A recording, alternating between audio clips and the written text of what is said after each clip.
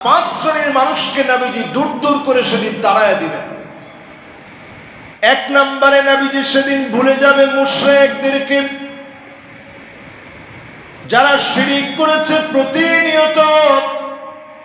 আল্লাহর নবী সেদিন ভুলে যাবেন মুশরিকদেরকে। নবীজি সাল্লাল্লাহু আলাইহি সাল্লাম শাফাআত করবে না।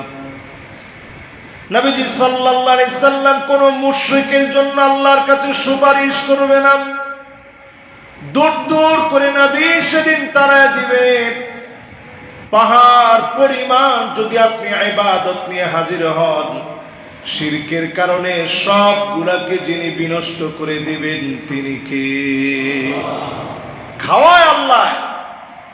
আল্লাহ পাক আপনাকে খাওয়ানোর পরে আপনি বলেন বাবায় খাওয়ায়, বাবার উসিলায় খাই, বাবার দয়ায় খাই। এই সব কথাগুলা নিকৃষ্ট শিরক।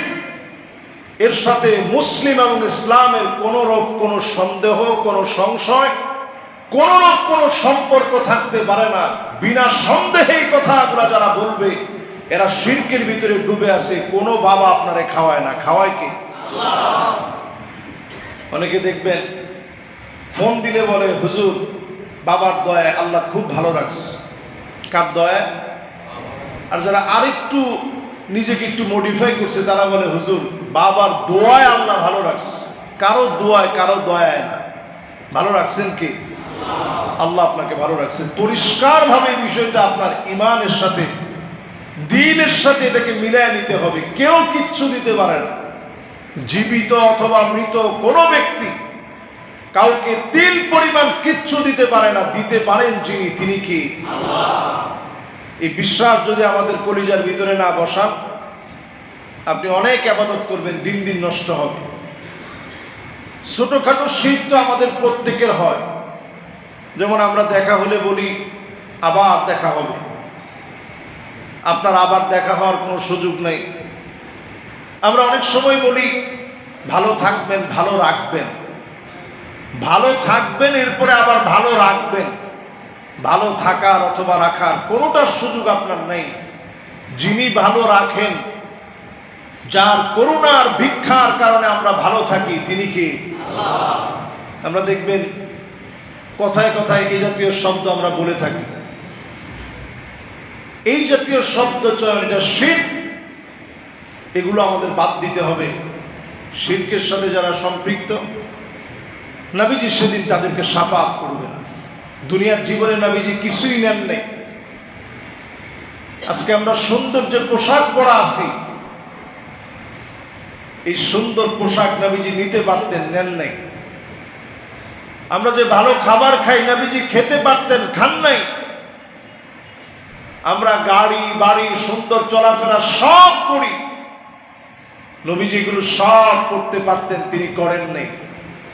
শুধুমাত্র উম্মতের মায়া।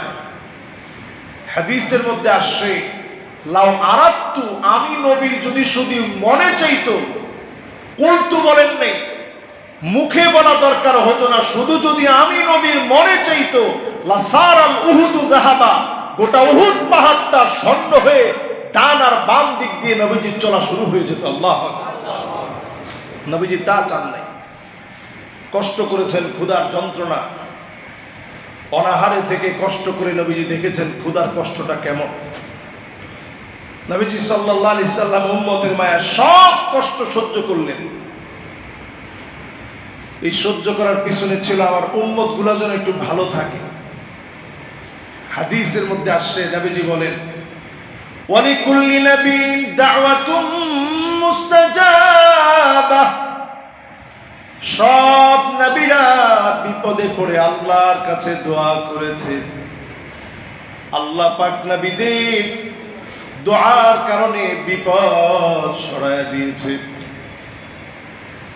নবীজি বলেন ইন্নী ইখতাবাতু দাওয়াতি শাফাআতান লিউম্মতি, আমি নবী অনেক বিপদে পড়েছি, কিন্তু আমার উম্মতের শাফাআতের কথা চিন্তা করে আল্লাহর কাছে তখন কিছু চাই নাই। ফাহিয়া নাইলাতুন ইনশাআল্লাহ, সেদিন আমার উম্মত না চাওয়ার ফলাফল সেদিন পেয়ে যাবে। অসংখ্য উম্মতদেরকে নবীজি শাফাতে সেদিন আল্লাহ ধন্য বানাবে। ফাহিয়া লাইলাতুন মান মাতা মিন উম্মতি লা ইউশরিক বিল্লাহি আহাদা। আমার যে উম্মত শিরিক করে নাই এমন উম্মতকে সেদিন আল্লাহ মাফ করে দিবে। শাফাতে ধন্য করে যিনি নাজাত দিয়ে দিবেন তিনি কে? শিরিক ছেড়ে দেন আজকে থেকে। জীবনে যা চাবেন আল্লাহর কাছে চান। একটা সুই আর সুতাও যদি আপনার লাগে, জুতার ফিতাও যদি আপনার লাগে, সেটা আল্লাহর কাছে চান। আর সন্তান লাগলে এটা কার কাছে যাবেন? আমাদের দেশে যাদের সন্তান আদি হয় না তারা বুঝে শিরিক কত প্রকার ও কি কি। যা বলছে যদি বলে শীতকালের একেবারে শীতের সময়, শীতের মৌসুমে পানির ভিতরে 12টা ডুব দিতে হবে, তাইলে তোমার সন্তানাদি হবে। এটা করতেও একবারের জন্য কেউ দ্বিধাবোধ করে না, চিন্তা করে সন্তান তো হওয়া লাগবে।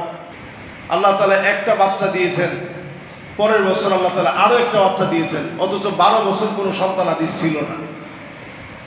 সব আল্লাহ দিতে পারেন, আল্লাহর কাছে চাওয়ার মতো চান। যাদের তৌফিক আছে উমরা করে আসেন, জমজমের পানি পান করেন।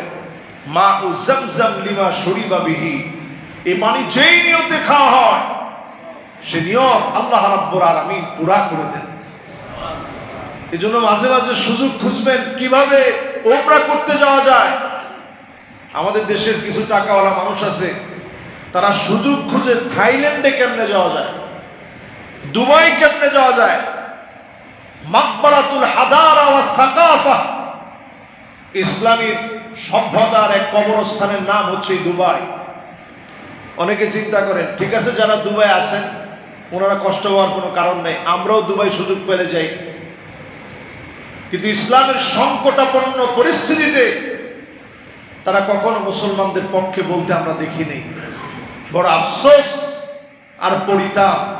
আমি 2 চোখে তাকায় দেখতেছি আগামী কিছুদিনের ভিতরেই বড় বড় আযাব আর গজব মিডল ইস্টের জন্য আসতেছে। প্রিয় ভাইয়েরা আমার, শিরকের পরে নবীজি সাল্লাল্লাহু আলাইহি সাল্লাম শাফাআত করবে না বেদআতীদেরকে। আমাদের সমাজের ভিতরে বেদআতের কোনো শেষ নেই। যেমন আমি এই পোশাকটা পরেছি, এই পোশাকটা বেদআত হবে কখন? আপনি যখন বলবেন যে এই পোশাকটা পরলে অনেক সওয়াব, এত এত নেকি হবে, এই আবায়াটা পরে বয়ান করতে বসলে এই পরিমাণ নেকি হবে। এটা এতক্ষণ পড়া ছিলাম, কোনো অসুবিধা ছিল না। যখনই আপনি সওয়াবের সাথে এটাকে সম্পৃক্ত করলেন যা নবীজি করে যান নাই, এটার নামই বেদআত। জোরে বলেন এটার নাম কি? এই জন্য বেদআতকে সম্পূর্ণরূপে বাদ দিতে হবে। আমরা তেমন আমলই করতে পারি না, বেদআত করবো কতক্ষণে। কিন্তু আমাদের বেদআতের সাথে সম্পৃক্ততা আমলের চাইতে বেশি। আমল যতটুকুন করি বেদআত তার চাইতে বেশি করি।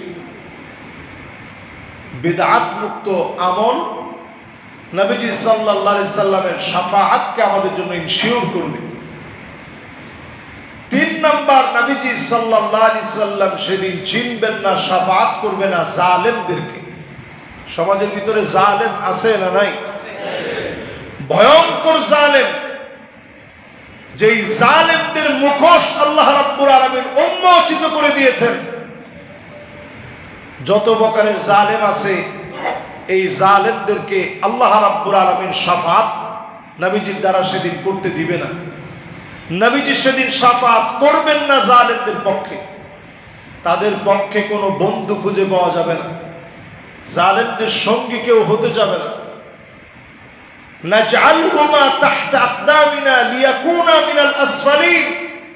আল্লাহর কাছে লোকেরা সেদিন বলবে আল্লাহ এদেরকে পায়ের নিচে দেন, একটু পাড়ায় চলে যাই, এদের কারণে অলিতে গলিতে ছিনতাই করেছি, চাঁদাবাজি করেছি, রাহাজানি করেছি, অন্যায়ভাবে মানুষের উপরে জুলুম আর অত্যাচার করেছি, মিথ্যা মামলা হামলা দিয়েছি, আজকে এদেরকে পায়ের নিচে দেন, নাজআলহুমা তাহতা আকদামিনা লিয়াকুনা মিনাল আসফালিন, এদেরকে পর্যদস্ত করে পাড়িয়ে পিষিয়ে এরপরে সামনের দিকে যায়, অন্তত মনের জ্বালা তো একটু মিটবে। এই হচ্ছে জালেমদের সেদিনের অবস্থা। কোরআনুল কারীমে আল্লাহ রাব্বুল আলামিন সূরা হুদের মধ্যে ইরশাদ করেন, ওয়ালা তারকানু ইলাল্লাযীনা যালামু ফাতামাসসাকুমুন নার, জালেমদের সঙ্গী হতে যেও না, জালেমদের কাছে গিয়ে দাঁড়িও না, তাদেরকে ঠেস দিও না। জালেমদের সঙ্গে ঠেস দিলে কি হয়, সহযোগিতা করলে কি হয়, আজকে আমাদের স্বচক্ষে আমরা দেখতে পাচ্ছি। আল্লাহ তাআলা দেখাচ্ছেন জালেমদেরকে আল্লাহ তাআলা ছাড় দেন, তবে ছেড়ে দেন।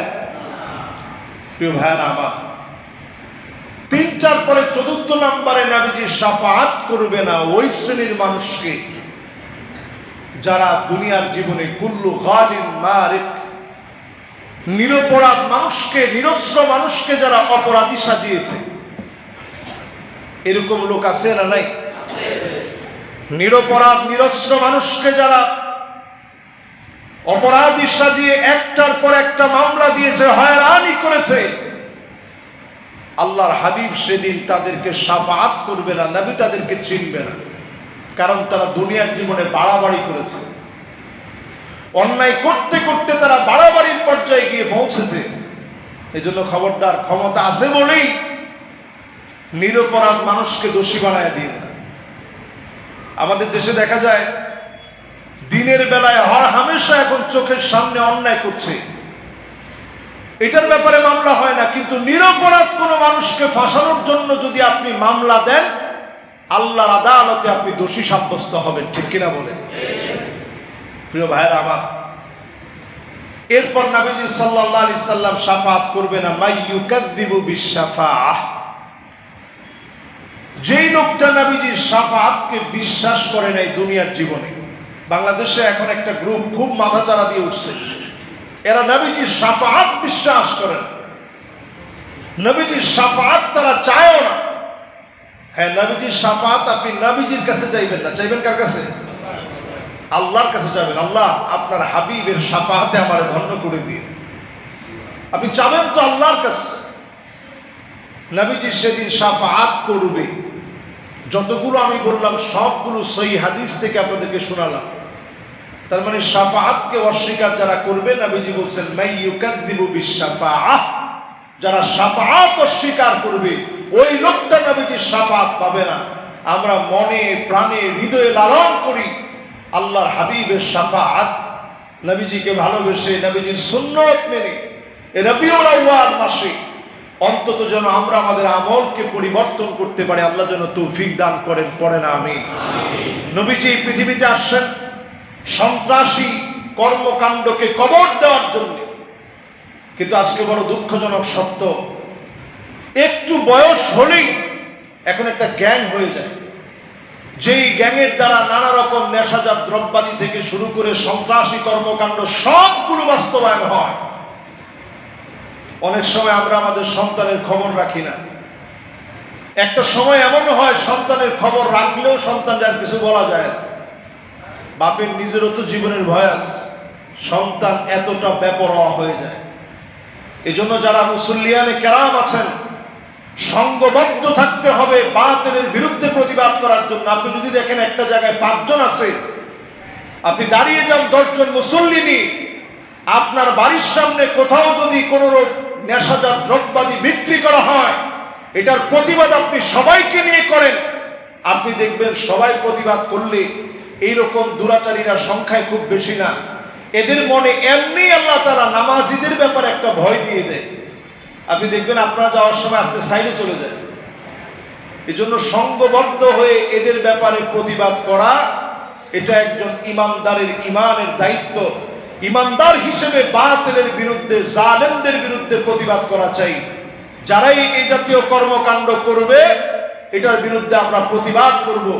এই মসজিদের আশেপাশে খুবই দুঃখজনক বিষয়, নানা অপকর্ম এই মসজিদের আশেপাশে বিভিন্ন জায়গায় সংঘবদ্ধ গোষ্ঠী সামান্য টাকার জন্য এই পরিবেশটাকে কলুষিত করছে।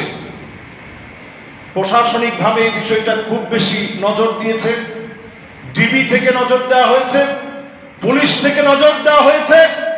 এখন আপনারা মুসল্লিরা যারা আছেন, আপনারা সজাগ থাকবেন, যেখানেই দেখবেন আপনারা প্রতিবাদ করবেন, থানায় জানাবেন, ডিবিতে জানাবেন, অবশ্যই এটার কার্যকারী পদক্ষেপ নেওয়া হবে। মসজিদ পবিত্র আল্লাহর ঘর, মানবতার প্রাণ কেন্দ্র, এর চারপাশে কোনরূপ এই জাতীয় ঘটনা সংগঠিত হতে দেওয়া হবে না ইনশাআল্লাহ। আমরা যদি সংঘবদ্ধ থাকি, এরা মুসলিমে অল্প কয়েকজন, এদেরকে আমরা বোঝানোর চেষ্টা করব, সবাইকে নিয়ে বোঝাবো। অন্তত আমাদের মসজিদের আশেপাশে এই জাতীয় কর্মকাণ্ড আমরা সংগঠিত হতে দেব না। আল্লাহ তাআলা এই রবিউল আউয়াল মাসে, নবীজির আদর্শ প্রচারের এই মাসে, নবীজি পৃথিবীতে আগমনের এই মাসে আল্লাহ যেন এইগুলো থেকে আমাদেরকে হেফাজত করেন। পড়েন আমিন।